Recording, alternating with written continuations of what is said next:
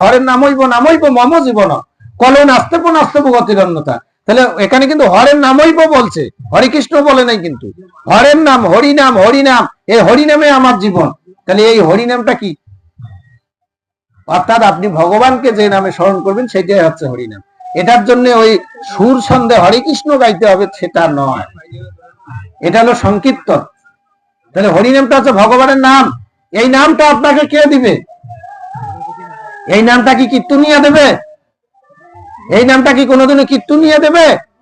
এটা কীর্তনিয়া দিতে পারে না। আগে আমি বলেছি, যিনি জ্ঞানী তত্ত্বদর্শী তার জন্য গর্গ সংহিতায় বলছে আচার্য কুল সম্ভূত শ্রীকৃষ্ণ ধ্যান তৎপর মেতার দিশং গুরু কীর্তা সিদ্ধ ভবতি মানব বিষ্ণু দীক্ষা বিহীনস্য সর্বং ভবতি নিষ্ফলং নির্গুণ মুখ দর্শনং হতপূর্ণ ভবেন নরম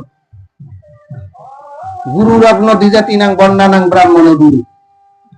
তাহলে আচার্য বংশীয় কারা? কারা আচার্য বংশীয়? আচার্য উপাধিটা একমাত্র ব্রাহ্মণরা ধারণ করতে পারে। আর যদি অন্য কোনো বর্ণ ধারণ করে সেটা শাস্ত্রোক্ত নিয়মে নয়। কারণ মনুসংহিতা বলেছে যে যিনি উপনয়ন সংস্কার আদি করান তিনি হলেন আচার্য, তাহলে ব্রাহ্মণ। তাহলে এই আচার্য কুল সম্ভূতং, এই ব্রাহ্মণ বংশীয় যাদের পরিবারে, যাদের বংশ পরম্পরা গুরু মন্ত্র প্রদান করার প্রথা প্রচলিত আছে, এরকম ব্যক্তির কাছ থেকে আপনাকে বিষ্ণু মন্ত্রে দীক্ষা গ্রহণ করতে হবে। কি মন্ত্রে? বিষ্ণু মন্ত্রে। বিষ্ণু দীক্ষা বিহীনস্য সর্বং ভবতি নিষ্ফলং। আপনি যদি বিষ্ণু মন্ত্রে দীক্ষা গ্রহণ না করেন তাহলে আপনার সবকিছু নিষ্ফল হয়ে যাবে। জয় জয় শ্রী বিষ্ণুপতি প্রেমানন্দে একবার হরি। তাহলে কি মন্ত্রে? বিষ্ণু মন্ত্রে আপনাকে দীক্ষা নিতে হবে। কার কাছ থেকে? আচার্য বংশীয় ব্রাহ্মণ যার পরিবারে গুরু পরম্পরা আছে। হঠাৎ করে গুরু হয়েছে কয়টা? আঙ্গুল ফুলে কলা গাছ হওয়া। আঙ্গুল ফুলে কলা গাছ হওয়া মানে কি? হঠাৎ করে বড় লোক হওয়া মানে হঠাৎ করে একজন কাছে কি আমি এখন থেকে গুরু, বলে আমি তো মন্ত্র জানি, আমি তো ব্রাহ্মণ, আমি এখন থেকে গুরু।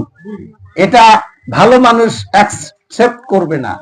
এটা তারাই অ্যাকসেপ্ট করবে যারা তার প্রতি আসক্ত, তারাই অ্যাকসেপ্ট করবে।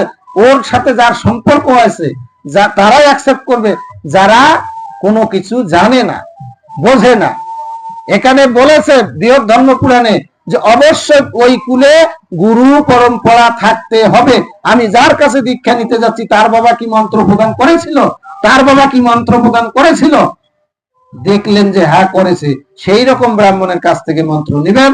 আদাজ হঠাৎ করে যাচ্ছে ওর বাবা কোনোদিনও মন্ত্র দেয় নাই, তার তার বংশে কোনো গুরুগিরি নাই, হঠাৎ করে গুরু সাজিছে, এরকম গুরুর কাছ থেকে কোনোদিনও মন্ত্র নেবেন না।